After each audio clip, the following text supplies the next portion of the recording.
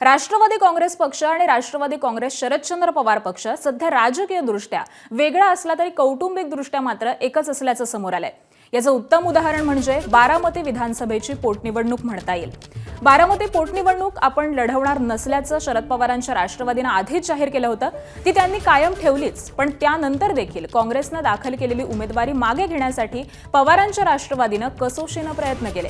खासदार सुप्रिया सुळेंनी स्वतः सुनेत्रा पवारांचं काँग्रेसचे ज्येष्ठ नेते जयराम रमेश यांच्याशी चर्चा करून दिली।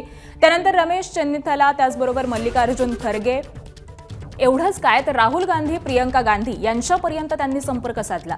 त्याचवेळी पार्थ पवार यांचं काँग्रेसबाबतचं वादग्रस्त विधान आलं आणि शरद पवारांच्या राष्ट्रवादीची अडचण झाली। अखेर स्वतः शरद पवारांनी पुढाकार घेतल्याची माझाला विश्वसनीय सूत्रांनी माहिती दिली आहे। अर्ज मागे घेण्याच्या आदल्या दिवशी स्वतः पवार बारामती दौऱ्यावरती गेले आणि अर्ज भरलेल्या उमेदवारांशी त्यांनी विद्या प्रतिष्ठानमध्ये भेट घेतली। काँग्रेस उमेदवाराचा व्हिडिओ कॉलद्वारे थेट खरगेंशी संपर्क करून दिला। त्यानंतर काँग्रेस आपली उमेदवारी मागे घेणार याचे संकेत मिळाले।